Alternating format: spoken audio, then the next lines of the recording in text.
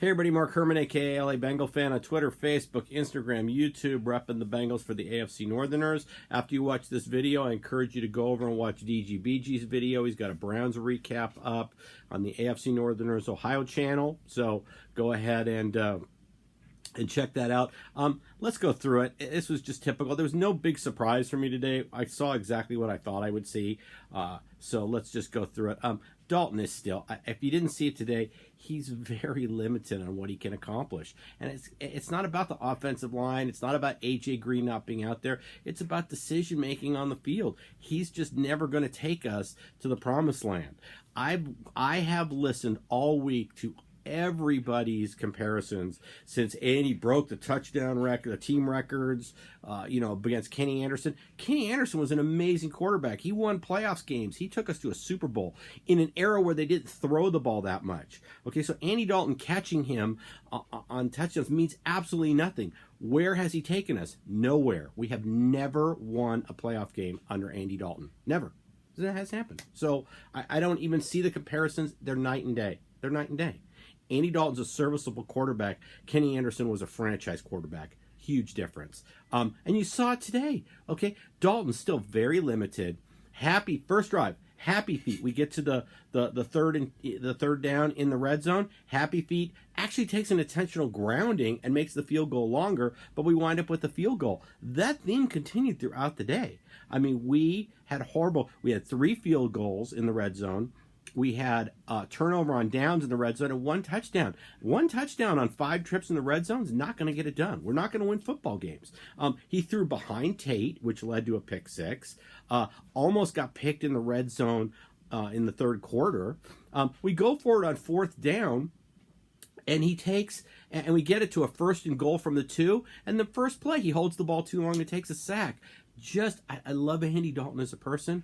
He's never going to take us anywhere. We have got to have the first pick in the draft. We have to take Joe Burrow. I'm standing by that. We have to do this. And this team will not, we're going to get into this, doesn't have a history of manipulating draft day very well. So it's very, very important that we should secure the first pick in the draft. So let's finish up here. Red zone trips, like I said, 3 field goals, 1 touchdown, 1 turned over on downs. Other bad things today, Tate got hurt. And I'm going to tell you, John Ross just shows you just what a bust he is. I mean, as many years as he's been in the league now, commits penalties we don't need. He negated a long mix-and play. And then late in the game when Andy's doing the 2-minute offense and trying to get us down the field, he stays in bounds and keeps the clock running. He could have easily gotten out of bounds on the catch. No football IQ, no acumen, bad route runner, and the guy's made of glass, and we spent the 9th overall pick in the draft on him. We're going to get into that in a second. So that's all the bad I saw today. The good, hey, Mixon is still, I love this guy. He plays with so much heart. We have got to re-sign this guy and give him an extension. We're wasting his rookie contract with the team he has around him. But hopefully we keep him in the fold because he's really good. Boyd also played well. Bates had a good game. Have some beefs. I could sit and do a 2-hour video on pass interference. How William Jackson got called for it, which negated Bates' 2nd interception. So he only had 1 today. And then we don't get the call on an obvious offensive pass interference. It's just, I didn't care because I wanted to lose the game today, but it still is, it's so inconsistent, and we're never going to get help from New York. So I don't know why we challenge. They hate us. So that's never going to happen. I feel like guys that are rooting for the Bengals to win games have forgotten 2017. Okay, we played a really good game against Detroit, knocked them out of the playoff run in 2017, and then had the 4th and 12. I think that's what it was, 4th and 12, with Tyler Boyd beating the Ravens. What that did was that ensured us of another year of Marvin Lewis, another terrible draft, and we found ourselves, right there at the end of the season, we basically extended careers that should have ended because of simple wins at the end of the year. So we don't want to do that. We don't want to replace 2017, replay that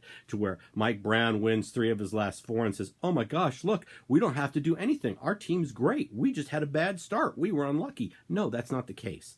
So don't give this front office the ability to be complacent and not do anything. Okay, this is the front office that drafted Billy Price number 1 in the first round, drafted John Ross in the first round with the 9th overall pick, drafted Cedric Ogbuehi in the first round, drafted Drew Sample last year in the second. What could we have done with that Drew Sample pick? Okay, where has he even been? What a wasted pick. So do not rely. This team needs to have the first overall pick, so we take Joe Burrow. You have them back there, and this is just going to be more of the same next year. And we're going to be having the same discussion about Trevor Lawrence next year. So let's just take Joe Burrow. Let's lose our next 3 games.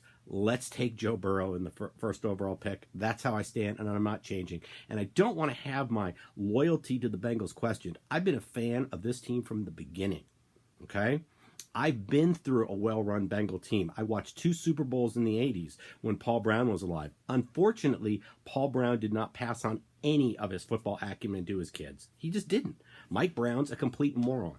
Nothing's going to change until Mike Brown gives the team to a real general manager or sells the team to an owner that really wants to put product on the field. So we cannot have this front office thinking about their first pick.